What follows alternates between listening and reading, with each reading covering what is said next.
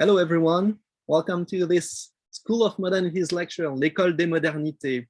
Bonsoir. This lecture will be given in English, and I'm very happy tonight or this morning, depending on where you're attending this lecture, to welcome Veronica Stigger.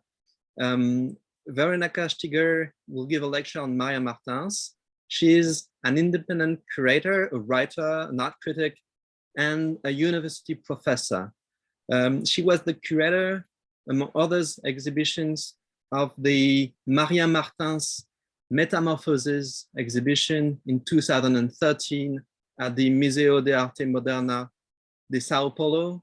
She was also the curator of The Womb of the World in the same museum in 2014.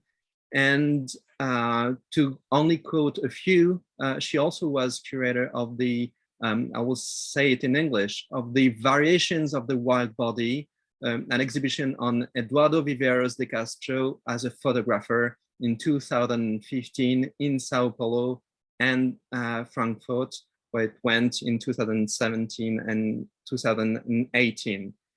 Currently, Veronica is curator of the exhibition Constellatio Clarice. You'll correct me, Veronica, if I'm pronouncing it badly.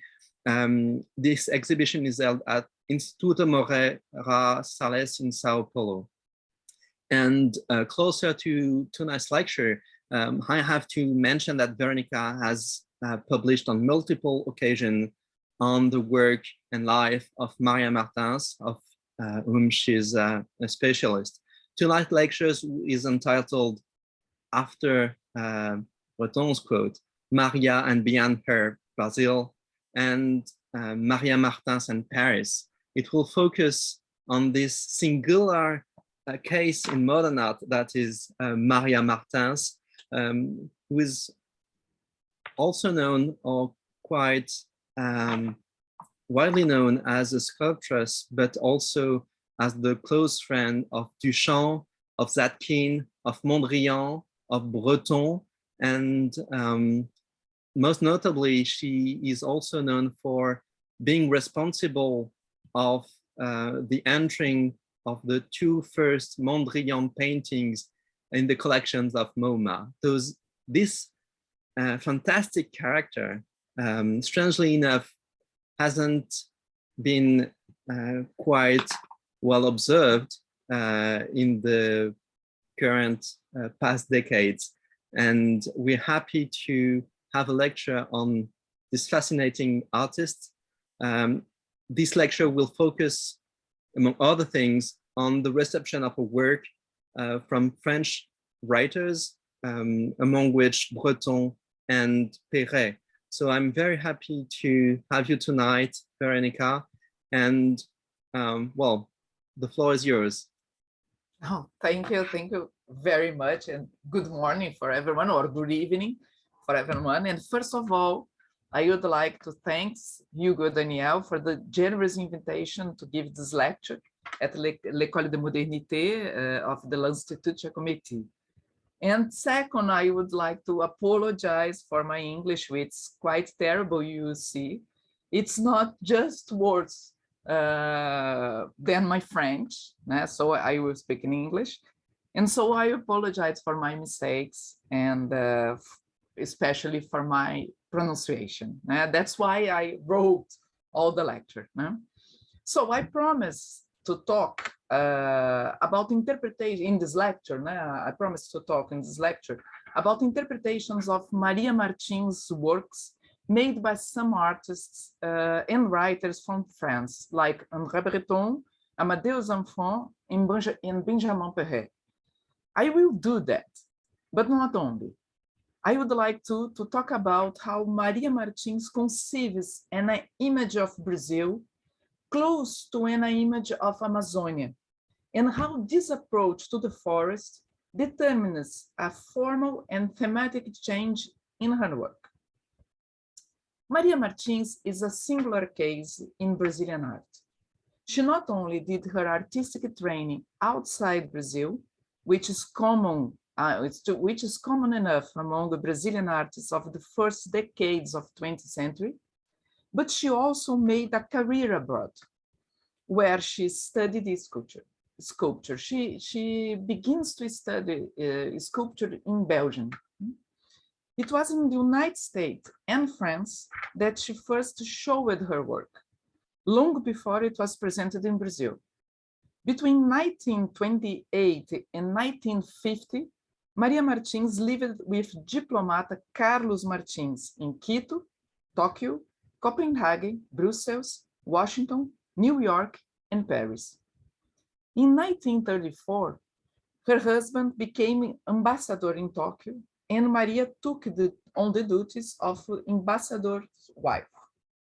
Carlos Martins went on to Brazil's ambassador in Brussels between 1935 and 1938, in Washington between 1939 and 1948, in Paris between 1948 and 1949. In her exhibitions, Maria Martins prefers to sign first only name, just Maria, as she was known abroad. Her first solo exhibition in Washington was mounted, let me see here. Her first solo exhibition in Washington was mounted in 1941, when she was 47, at Corcoran Gallery, as we see in the picture.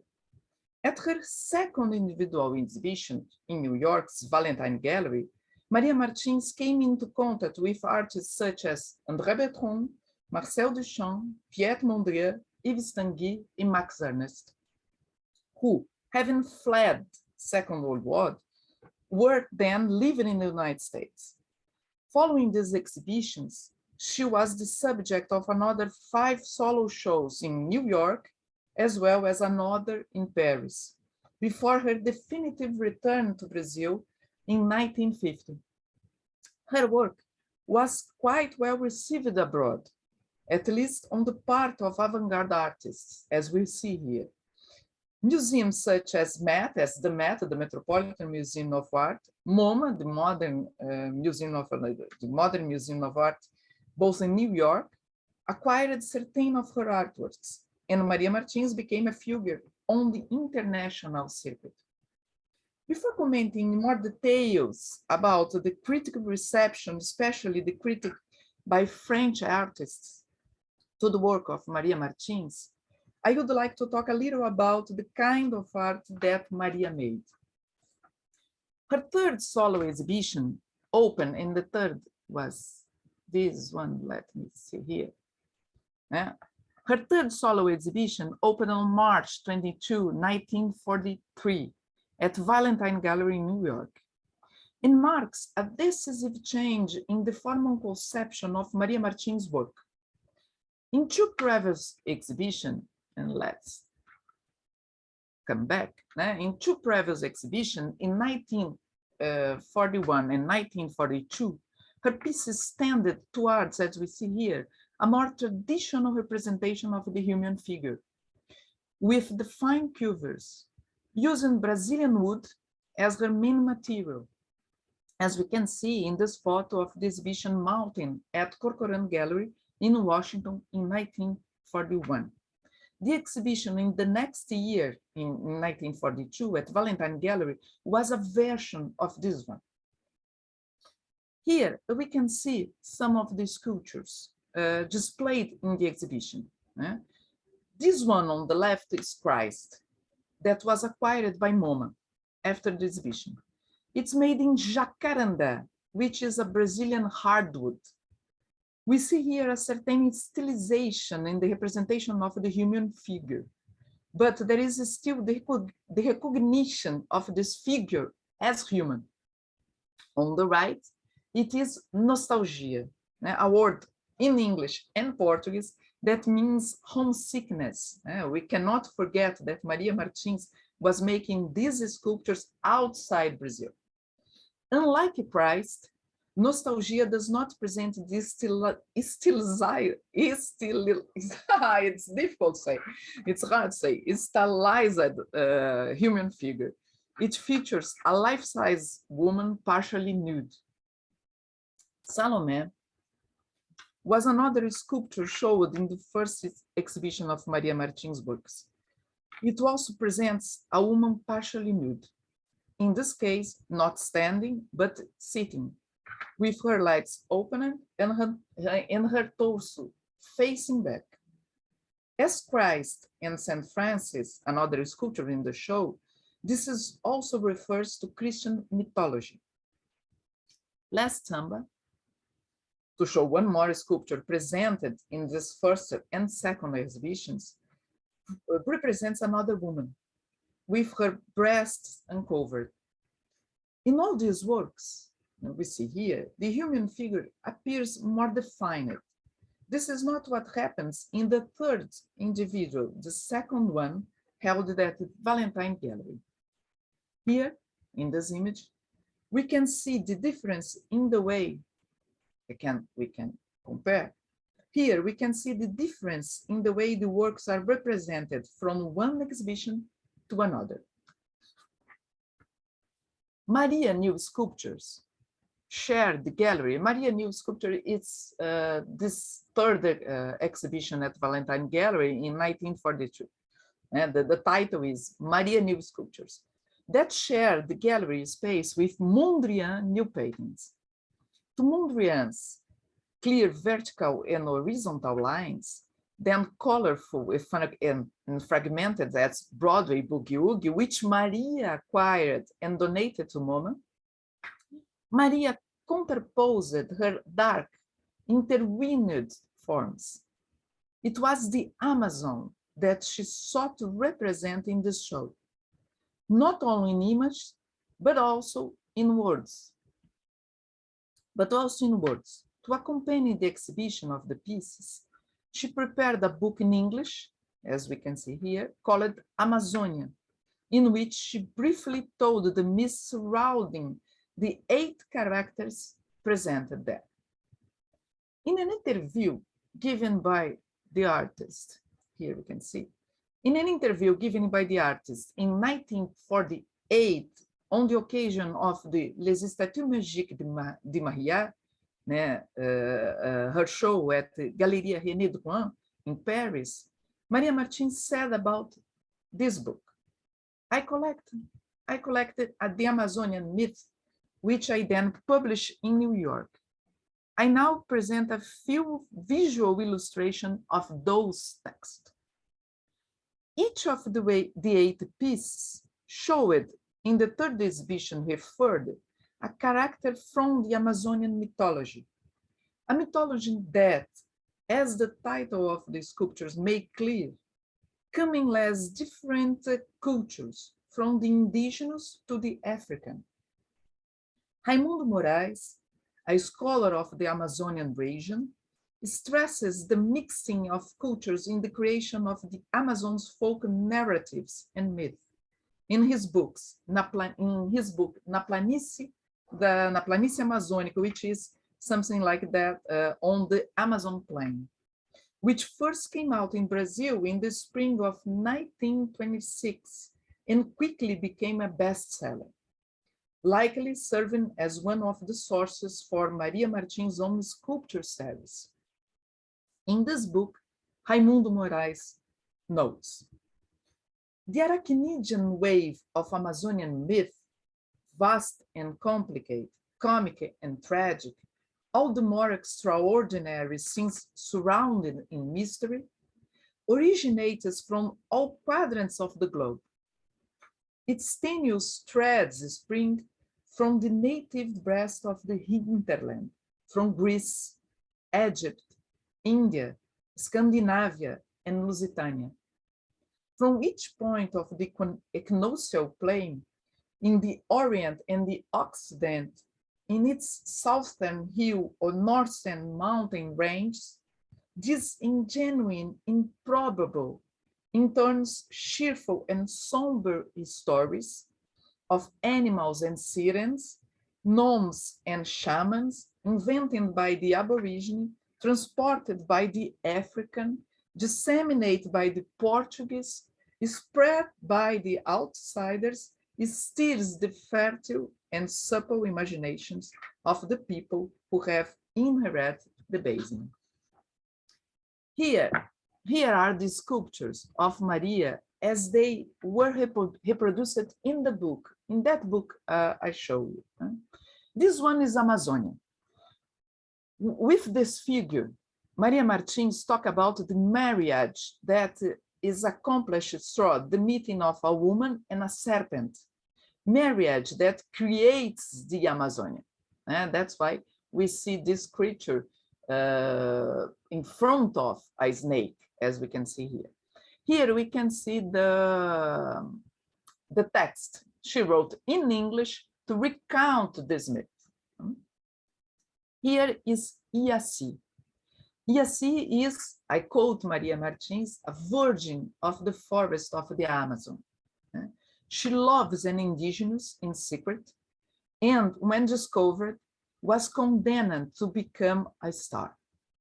Here we see her crying, tangled in vegetation.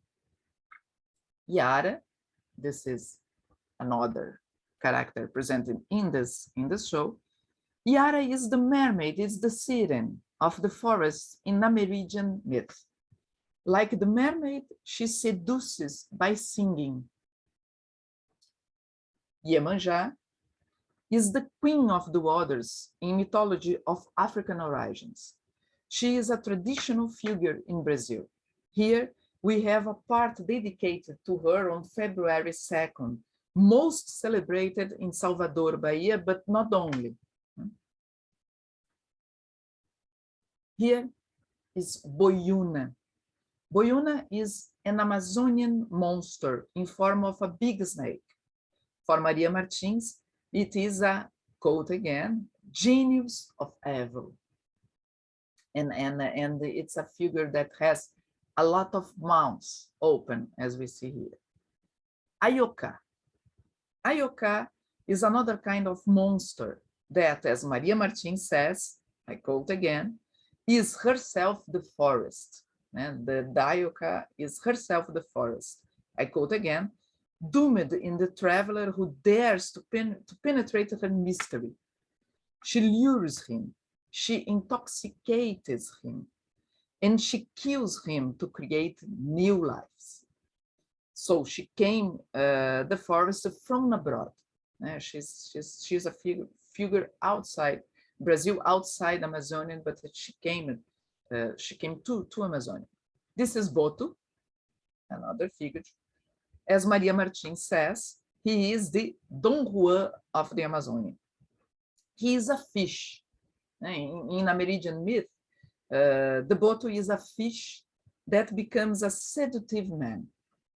In Maria Martins' words, like every Don Juan, he is neither intelligent nor strong, nor even beautiful, but he knows how to speak to each different woman. And it's curious in Brazil, even today in some regions of the country, when a woman doesn't know who is the father of her child, she says he is the son of the Boto. And the last one, character, the last sculpture presented in this show at Valentine Gallery in 1943 is Cobra Grande, which is a great snake. Another figure, it's another figure of seduction. It's a big snake that, in Maria Martins' version for the myth, is the goddess over all the deities of Amazonia. I quote Maria Martins. She has the cruelty of a monster and the sweetness of wild fruit. She sent the night to the road. In a short film dated, this is Maria Martins. This is Maria Martins besides Cobra Grande. In a short film dated March 29, 1943, one of the rare recordings on film of the artist Maria Martins, she speaks about this group of sculptures from her solo show that opened a few weeks earlier. Standing by her work, Cobra Grande, as we see there, sporting a large straw hat, a necktie, and a handkerchief in the pocket of her dark blazer with a shiny brush securing a flower pinned to its lapel, Maria says in her native Portuguese, of course I will quote in English, "On my last trip to Brazil, I crossed the Amazon by plane and was so impressed by the beauty of its land, by its river and forest, that I felt compelled to learn and express in myth. I hope my fellow Brazilians will approve." And that's what she says. And I have to say this, as I have problems with my Zoom. I will not show the move to you. It's a short move, but after the lecture, I can put the link to see this film on the chat. So Maria Martins made the above mentioned last trip to Brazil, the last trip in 1943, when she crossed the Amazon by plane, in early July 1942, long after the closing of her second solo show in the United States, which had taken place May 11 to 30. At the time, the Brazilian newspapers reported a visit of, I quote, the Ambassador Pereira e Souza, including the couple's 15-day stay in Rio de Janeiro, an earlier flyby in Belém, sitting the north of Brazil in the middle of Amazon, on the way to the capital, which was Rio de Janeiro at the time. It was on this occasion that Maria Martins flew over the Amazon. She not know the forest and the Amazon personally. She just flew over the Amazon. As she says in the film, seeing the Amazon from above influenced her conception of the 8 sculptures exhibited in 1943. Her knowledge of the myth and legend and the forest itself owed, therefore, much more to literature than to direct contact with oral tradition.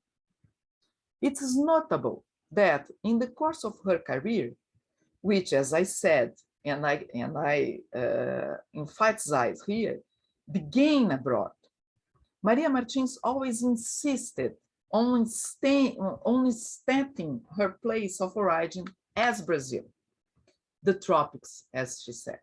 N'oubliez pas que je viens des tropiques.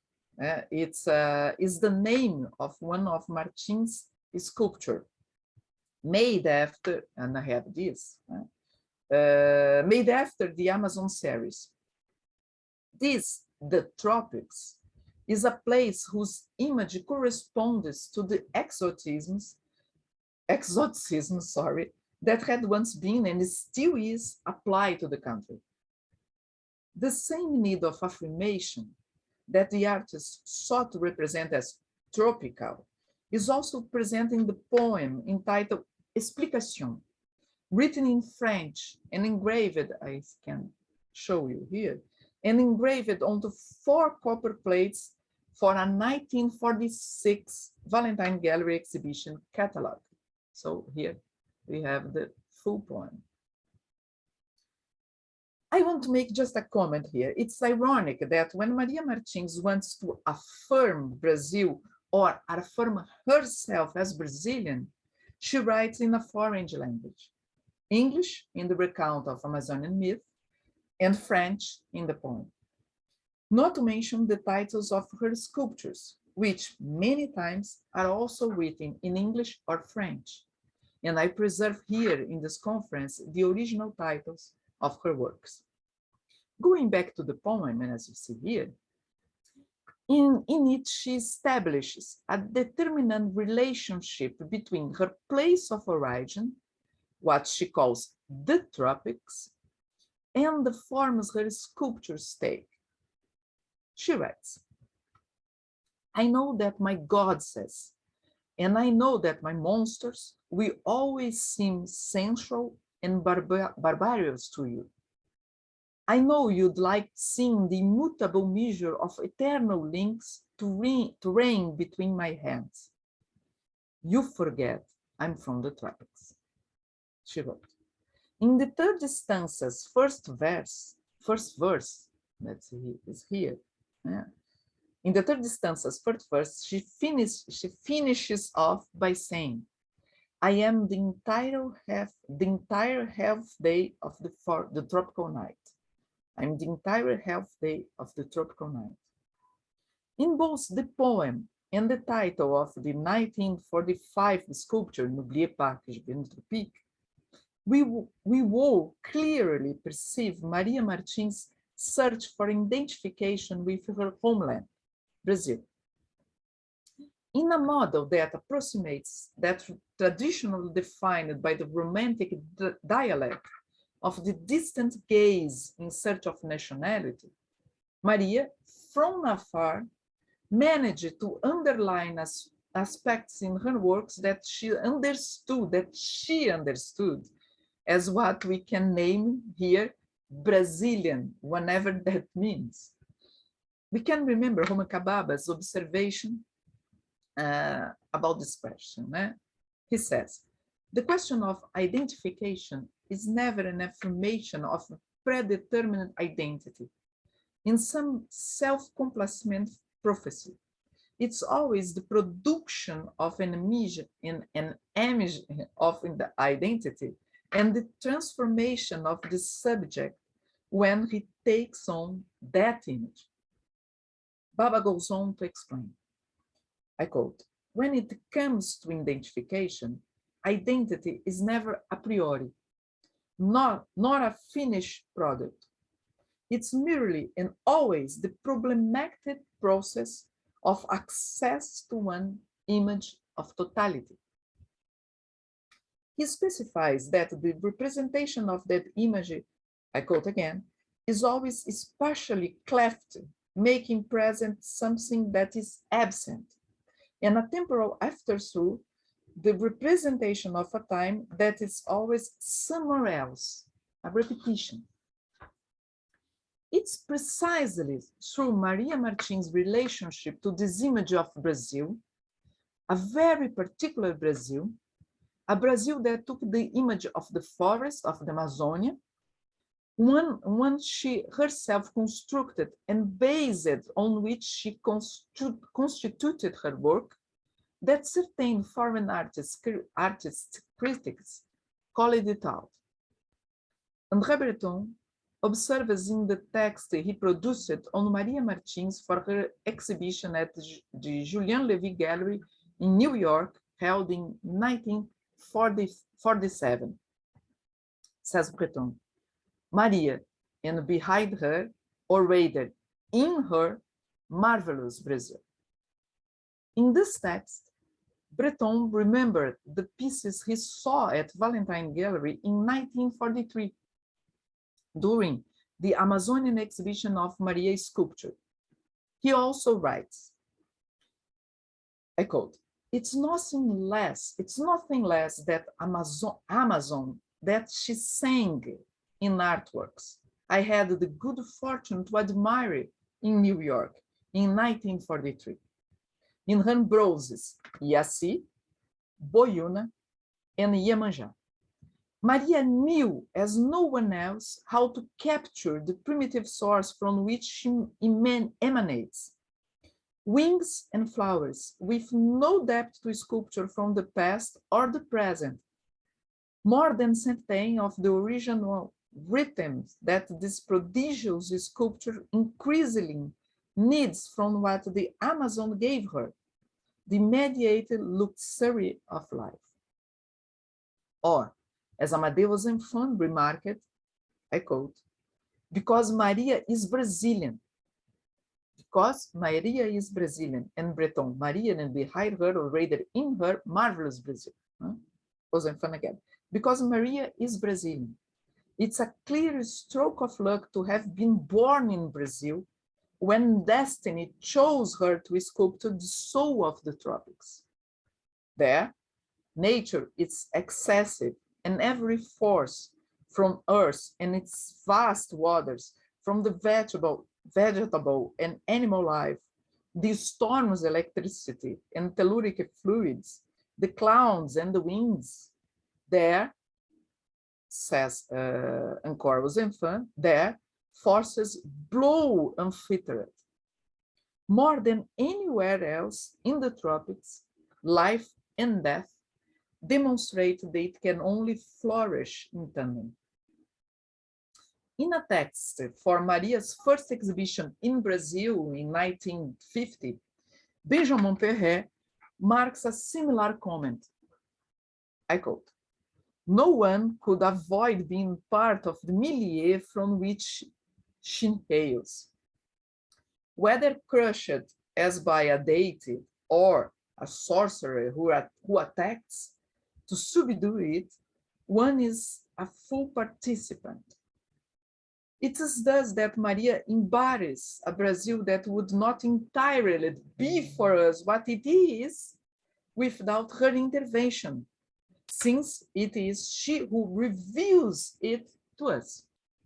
She could come from no other part of the globe because no other place apparently to the same degree suggests this inexhaustible thing she sought to immobilize."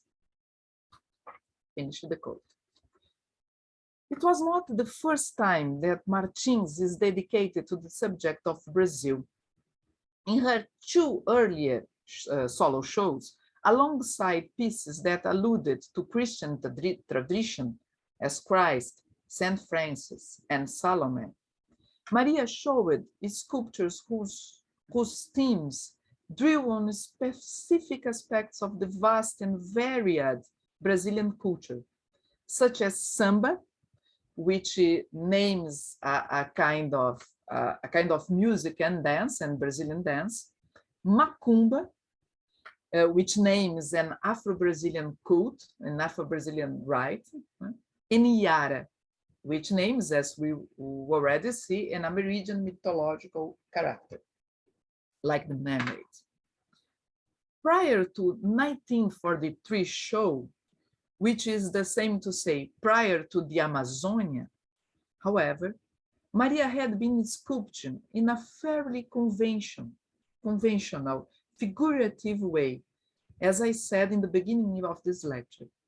Maria Martins' new sculptures, the name of that exhibition at Valentine Gallery in 1943, with 8 representations of the Amazonian myth, was thus a turning point in her artistic development, not only thematically, but also technically wise, as we will see later.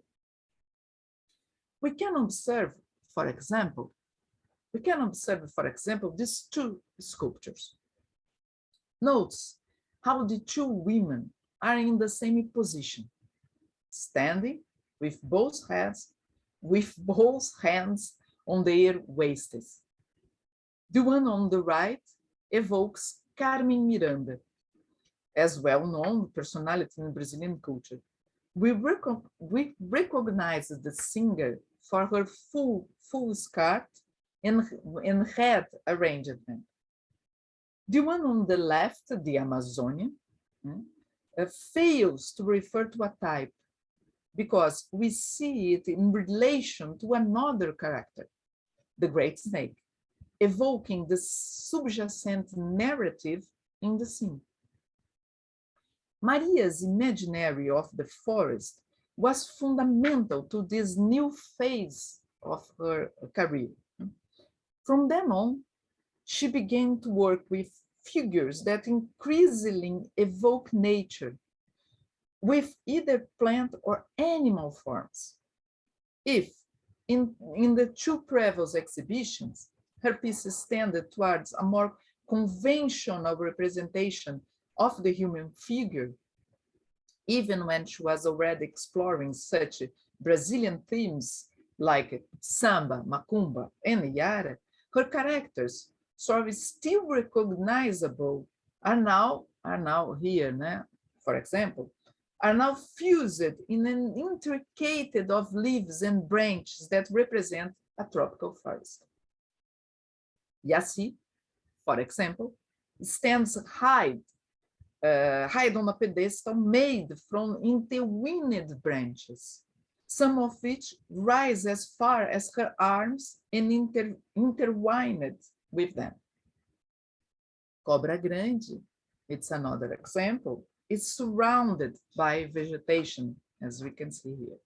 And Iemanjà's hair, transformed into, and I quote Maria Martins, and when I say I quote Maria Martins about this myth, I am referring to the book Amazonia, and to the text that she wrote in English.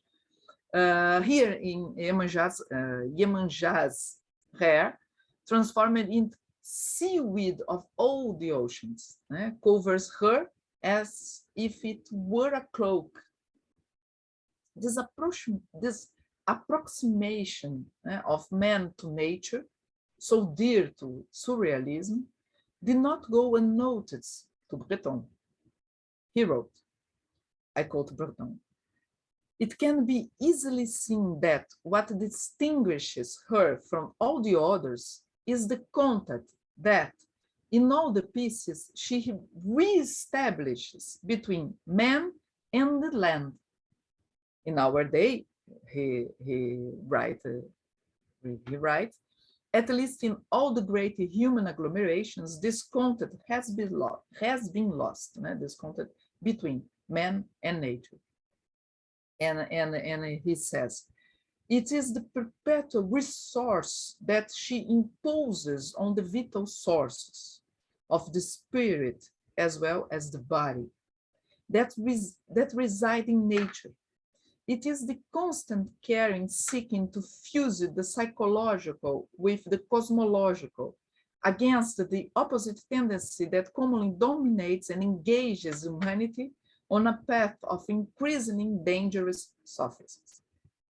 Perret would echo Breton. Nothing evokes the messages of nature as much as Maria's work. It is not that a different affiliation can be imposed between one and another, but more than anything, because she acts on the material somewhat like nature itself. He would also add, Maria tends to provoke nature by stimulating new metamorphoses in it, crossing the liana with the legendary monster from which it stems, the stone with the bird fossil that escapes from it. It is significant.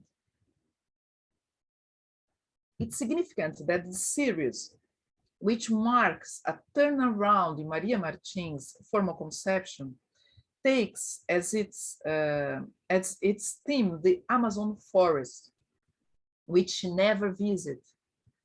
Since the time of the first explorers, Amazonia had been seen as a land not yet totally finished, in a primitive state, a vision that is preserved in modern times, and which in some way can be extended to nature in general, since for such a conception, Amazonia is a kind of primordial and prototypical nature.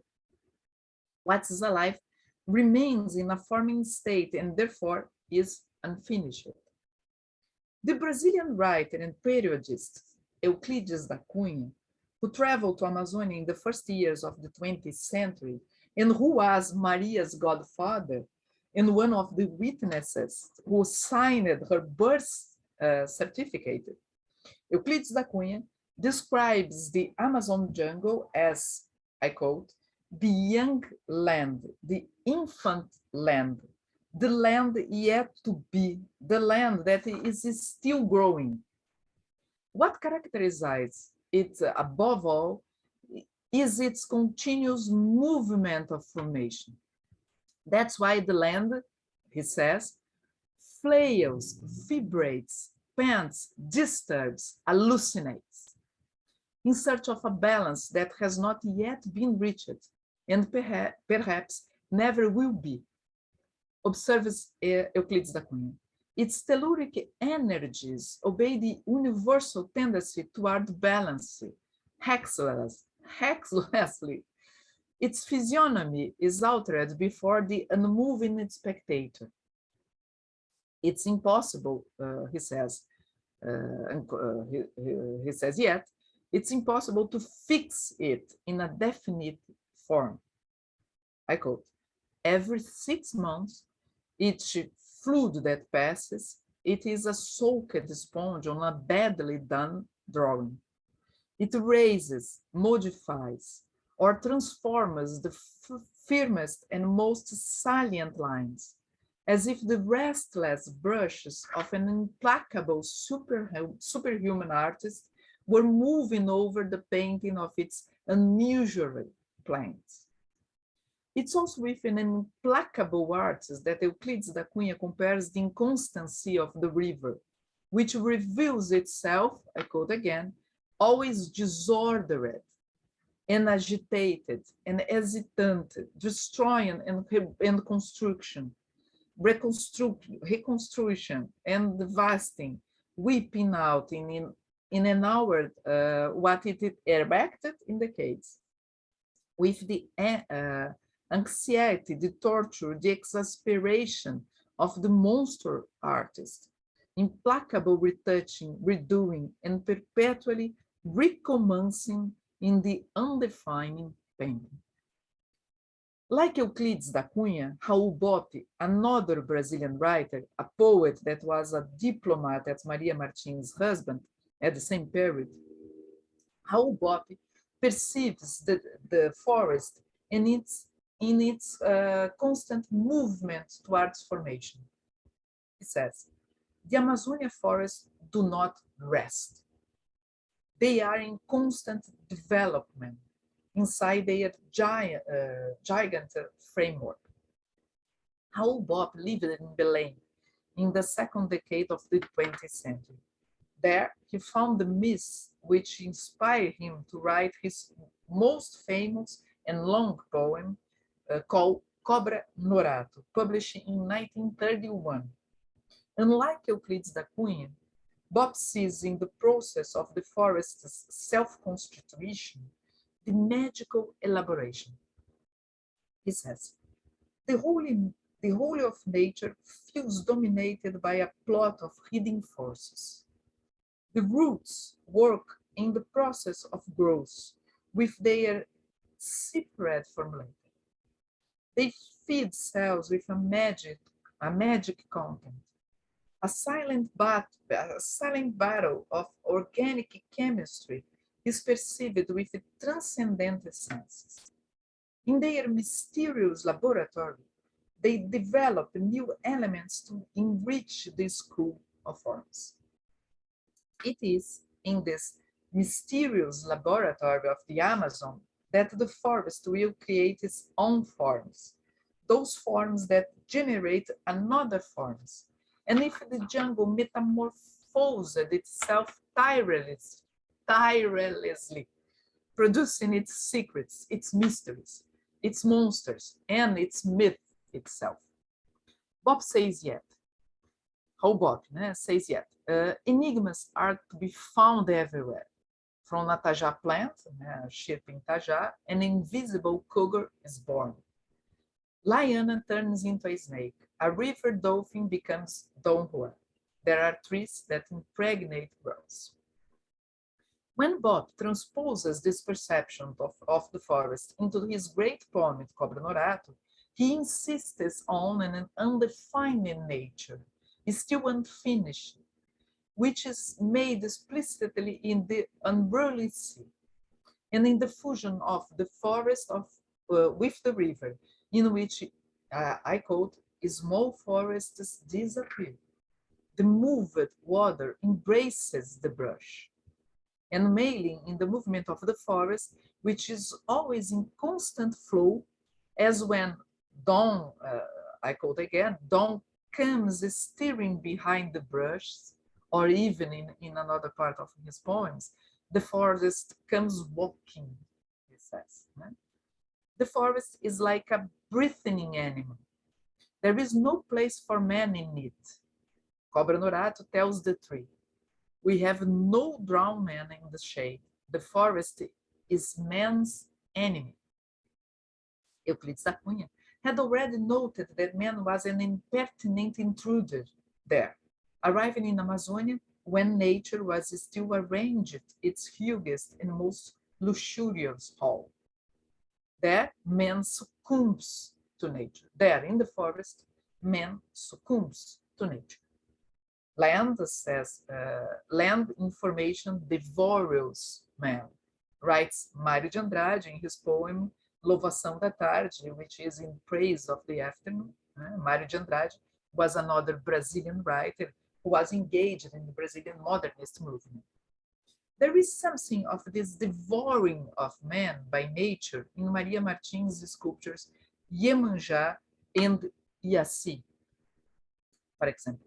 In those sculptures, nature seems to suffocate man, in this case, suffocating woman, subjecting her to its whims.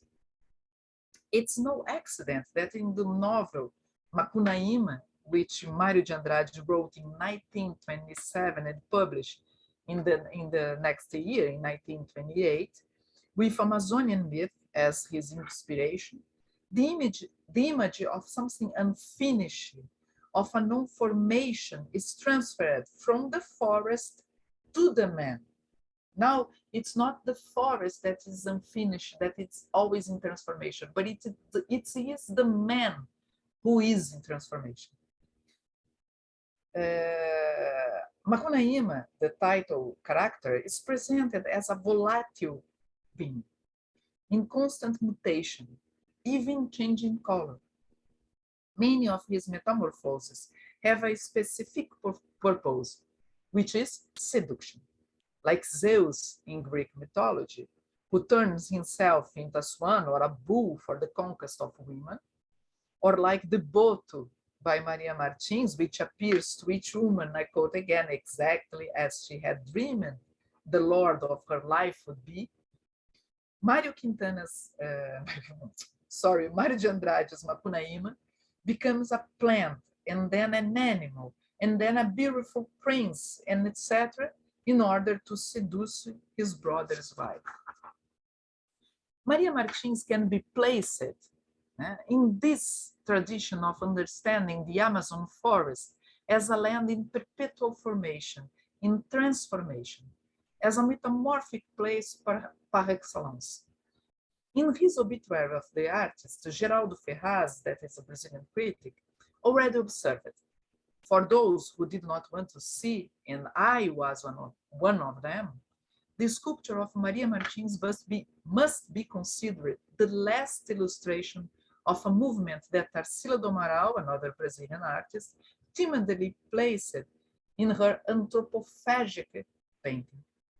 And he added, Maria Martins was therefore a surrealist, but she was also a late product of this limbo in which Cobra Norato and anthropophagy emerged in magic and frenzied vital liberation.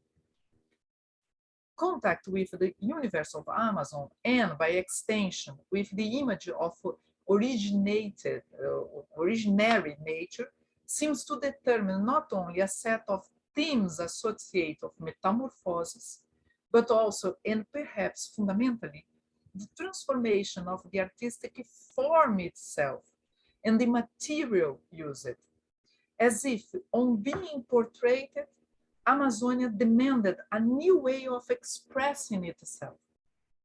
Raul Bopp was convinced that classic metrics would not be able to tackle the popular fables of the Amazonian forest, for example.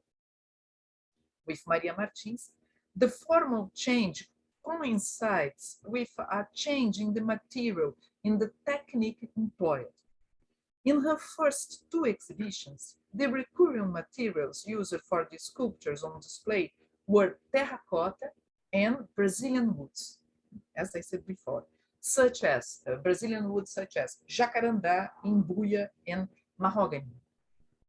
There were few pieces in bronze, a material with which she would begin to work after 1941, when she began her classes with Jacques Lipchitz in the United States.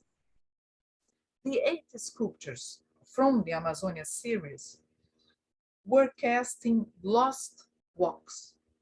In this process, Maria mixed these walks with a little fat and thus developed her objects.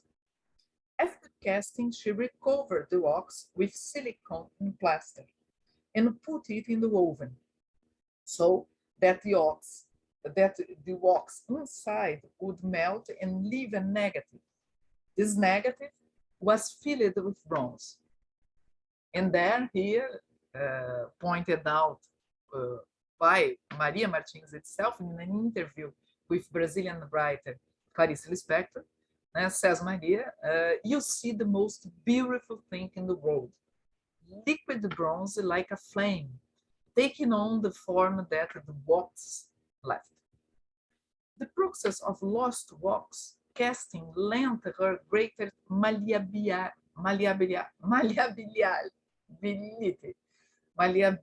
oh, come on, her greater malleability in the words of the artist herself.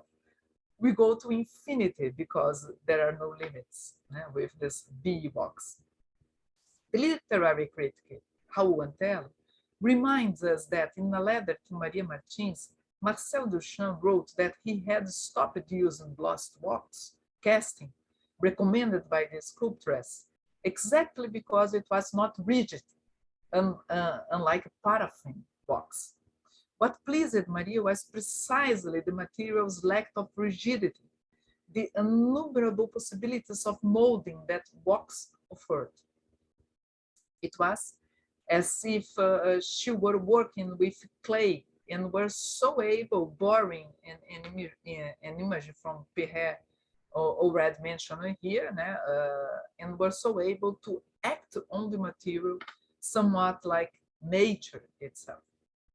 Because of this, Raoul Antel notes, the wax is the suspension of the imperative of form, the epoche of the normative, and thus imago, that is, the dissolution of the image itself. From the Amazonia series on, the human figure begins to be integrated into nature, becoming confused with it, and ultimately metamorphosing into it. It is to this process that the Brazilian art critic Jaime Maurício draws attention when he writes about the artist on the occasion of her death in 1973. He says, the vegetable and the human were siblings for her, an arm, a branch, and an embrace. Maria Martins sculpted the very fusion of the vegetal sap with the animal blood, the vein current from the exacerbated universal digestion. That is why, according to him, for this surrealist, like Breton, she always constituted the telluric current, the earth's force, the circulation of the vital means through the most diverse structures. Perhaps no one other sculpture is as emblematic of this fusion of human and vegetal as N'oubliez pas que je viens de Tropique, dated 1945. It's difficult to decide if we are faced with the act of metamorphosis of human into vegetable or vegetable into human. This sculpture reveals a strange anatomy. From one side, one sees two formations that resembles arms, with hands in the forms of claws, rising from what could be a torso or a tree trunk. If it's human, we could think that is a person lying face up.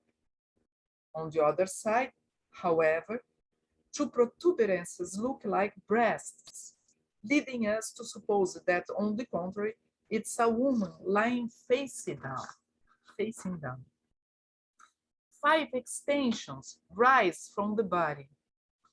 with forms similar to the vegetation found on the bases of the sculptures Boyuna and Iara, the widest of which, if seen from a certain angle, suggests the contours of a face.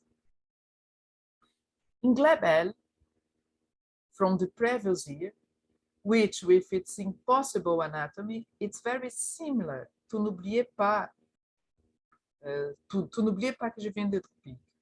The face is clearly delineated and just two projections extended from the body. Here, as if they were wings, so they also maintain a vegetal aspect, lending the figure a sphinx-like aspect. In Mondrian, the female figure, recognizable both from the breasts and the genitalia on display, has an elongated and slightly twisted neck and limbs. As though they had turned into branches or into the lianas to which the title refers, in contrast to the head, which is shrunken, as in Abaporu by Tarsila do Amaral. The hands are also like claws. And the female genitalia naked and hairless, with huge slowing labia, can be said to be phallic.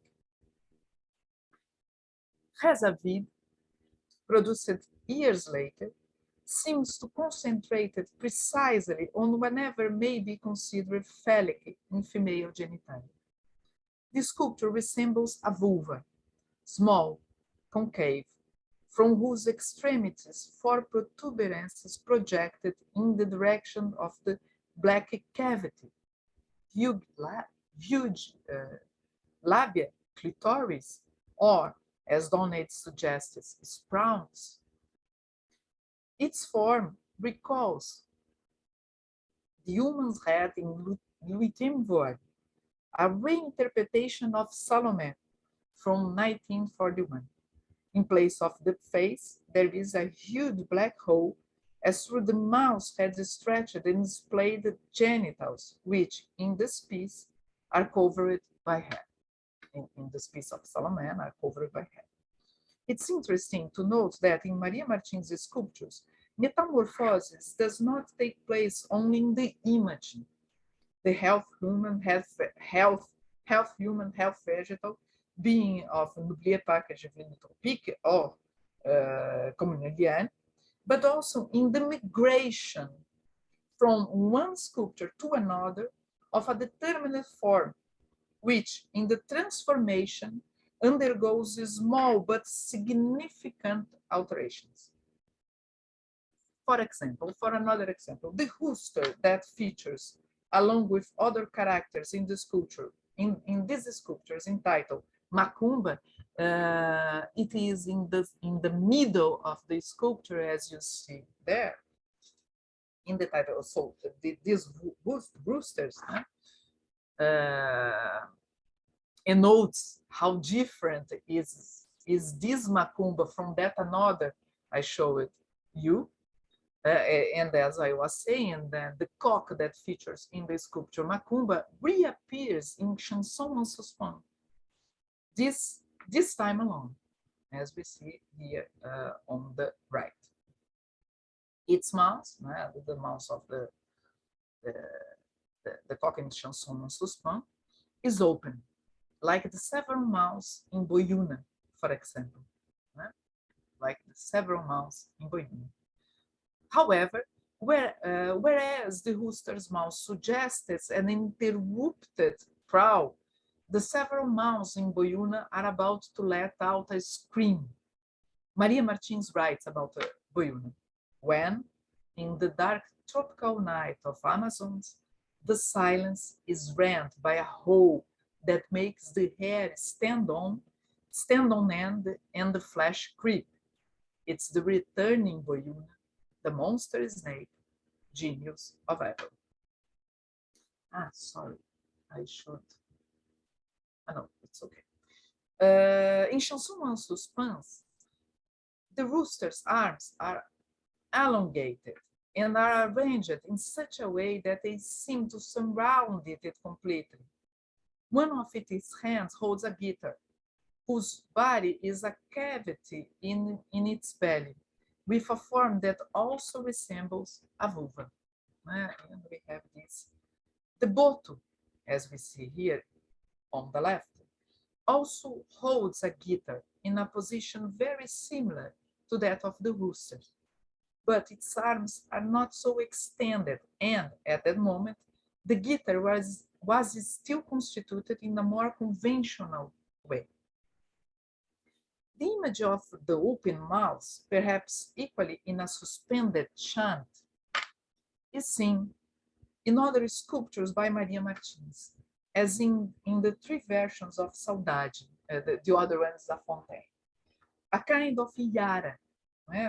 Here we can see a kind of Iara, whose arms also extended, with legs and feet transformed into a mixture of fishtail and tree branches. The image of the open mouth is synthesized in a tweeted. Come on, where is? I forgot to put the image of a tweeted, composed of just a woman's head, is lighted looking up to wherever he directs her song, or who knows, her scream. Would this woman, reduced to a head like a Medusa, but without the threatening eyes, also be a Yara? All her powers of conquest, like the power of the conquest of Yara, lie in the song. Maria Martins writes, however far distant the love may be, Yara sings her song of seduction. However lost in love with a mortal he is, the lover hears the song and listens to Yara. Owe it to him should he listen twice. Then he is driven in search of her. The boat, that Don Juan of the Amazon country, also appears in his raft singing his sing of love. In 1942, it is this song itself that Maria Martins tries to portray in O Canto do Mar, which is the sea sing, the sea song. Here, the forms become more grounded, more undefined, more abstract, in a possible attempt to lend form to that which is not palpable and not palpable like the voice. Maria Martins was an avid reader of Friedrich Nietzsche. She even wrote a book on the philosopher. In this book, Maria demonstrated his passionate admiration for Thus Spoke Zarathustra, which she considers to be his most beautiful poem. In Night Song, a name she borrowed for her last sculpture, and which belongs to the Palácio Itamaraty collection, Ministério das Relações Exteriores do Brasil, Nietzsche talks of desire. In the song, the Night Song, this poem called Night Song, Nietzsche talks of desire, which seeks to express itself through song. A craving for love is within me, which speaks the language of love. He writes, the poem begins and ends with the same image, as if it were an Ouroboros. And the poem says, this night, now do all gushing fountains speak louder, and my soul also is gushing fountain. This night, now do all songs of loving once awake, and my soul also is the song of a loving one. And the end of the poem says, this night, now do all gushing fountains speak louder, and my soul also is a gushing fountain. This night, now do all songs of loving ones awake, and my soul also is the song of a loving one. Well, I could develop more this relationship between the forest and the music, or the forest and the songs of the forest, but I know that my time is running out, so I'm going to the conclusions. On the one hand, we see that Maria Martins was in turn with all Brazilian modern, soft, not just modernism, as regards form, as incessant formation. On the other hand, we should not fail to take into consideration that she did her artistic training and built her career abroad, mainly in Belgium, United States, and France. We can bring it all closer to a wider interest at the time in metamorphoses, expressed both in the thought and works of artists and writers, mainly European. Jean Clair, seeking to list works that in the decade between 1920 and 1930 represented the human body deformed, elasticized, finally mentions some works that refer to metamorphoses in their very title. For example, Métamorphose 1, by Picasso, Personnage en présence d'une métamorphose, by Miro, and Métamorphose des amants, by André Masson. Away from the field of visual arts, we can also remember Kafka's Metamorphose, Franz Kafka's Metamorphoses, and in Brazil, as Metamorphoses by Murilo Mendes, who, not by chance, was probably the Brazilian writer with the most numerous and long-lasting contacts with European artists, above all with the Surrealists, in addition to being the author of one of the best texts on Maria Martins.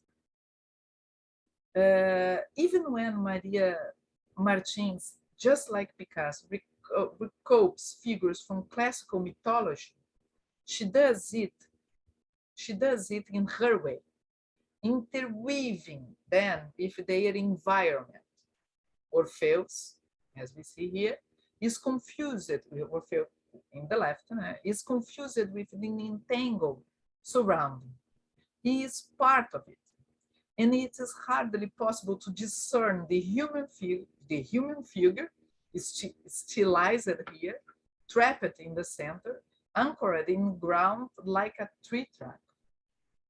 The interlacing of this sculpture resembles the Insônia Infinita da Terra, in which one sees a curling of the roots or branches, like the image that Maria recalls for her visit to the botanical gardens in Calcutta, in India. She writes in her book about India, one tree joins another, which will generate yet another, which in turn thrusts a branch into the soil, only to appear further ahead in the form of arcs, towers, limitless galleries, and always indissoluble connected. We must not forget that Orpheus descended to Hades in the depths of the earth to find his beloved Eurydice. Prometheus, by Maria Martins either, Prometheus rises his arms up with giant hands and fingers transformed into flames, resemble branches, which reminds us of the nymphs Daphne's heads in Apollo, Daphne by Bernini, for example, at the very beginning of her metamorphosis into a tree. In Prometheus 2, as we see here in the left, the fingers in the forms of flames are even longer. And if the fire stolen from the gods were propagating, and the flames, which here also assumed the appearance of vegetation, were taking over the surrounded space, encircle Prometheus, who pins the eagle to the ground with his foot. Can we assume the influence of the sculptor and professor Jacques Lipchitz in the choice of classical mythology character? Maybe, especially in the case of Prometheus. In the 40s, Maria Martins had interceded with the Minister of Education in Brazil with a view to their acquiring a Lipchitz Prometheus. But let us not lose sight of the fact that the common foundation of these artists and writers interested in form and transformation can be found in the Ovid's Metamorphoses. By no accident, the first book to be published in the early 1930s by Albert Esquirra, with 30 prints by Picasso. Michel Léry, on the second entry of the old Metamorphoses, in issue number 6 of the magazine Duchamp, pays homage to the Latin poet, Ovid, and the Apuleius. He says, Ovid's Metamorphoses and the novel by Apuleio, The Golden Ass, or Metamorphoses, will always be among these works the human spirit has conceived in the most poetic way, because of their own foundations, that is, metamorphosis. After this homage to the old masters, he adds, I feel sorry for men who haven't dreamed, at least once in their lifetime, of being transformed into any of the diverse objects that surrounded them, table, chair, animal, tree trunk, sheet of paper, etc. They have no desire whatsoever of leaving their skins in the specific contentment, clouded by a complete lack of curiosity. Is a tangible sign of this unbearable sufficiency that is the clearest attribute of most men, to remain happily in his skin, like wine in its wine skin, in an attitude opposed to all passion, and consequently to everything valid that exists. Léry could have recalled another ancient poet in Empedocles of Agrigento, when he said, alluding to the doctrine of metempsychosis, for I have been in bygone times a youth, a maiden and a flowering soup, a bird, yeah, and a fish that swims in silence in the sea. And Maria Martins, years later, in an interview to O Jornal, who echoes such formulations when asked about what she would do if she had the opportunity to live her life again. She said, allow me to confess just the following to you. It's very hard to believe that that one doesn't come back after death. It would be tragical, unhuman not to come back. But I would want to come in another form, stone, animal, or flower. And who said that it won't be like this? In many cases, such as Zeus, Macunaíma, Devoto, metamorphosis is at the service of desire, functioning as a subterfuge for amorous conquest. However, it represents before anything else an opening for freedom, a rejection of established standards. To leave one's own skin is the very beginning of this freedom, which is passion, as we saw from Léry. And art, for Maria Martins, I quote, only existed when it's lived passionately, when it's made from one's own blood and soul. It can only flourish in an atmosphere of freedom with no obstacle. It is this that Maria emphasizes in the romantic personality of Nietzsche, who composed, I quote her, and composed and wrote in periods of great exaltation. She says, he never allowed any imposition for his creation, any injunctions, nor did he obey any established rules. He never sought to flatter any possible audience. He used clear, sharp sentence and took the perfections of the German language to the extreme, as done before only by Luther and Goethe. A personality with whom Maria identifies, she said, art exists only when it's an individual expression, in one's own language, and with a message coming from a force and enthusiasm prepared to awaken the sensibility that accepts and applauded it, or to revolt against the mediocrity that repels it with horror. Freedom, for her, came before everything else. Giving the opportunity to retrace her trajectory, her career, Maria would be in no doubt. I would be an artist. I would be an artist, as I am, free and freedom. And I want to thank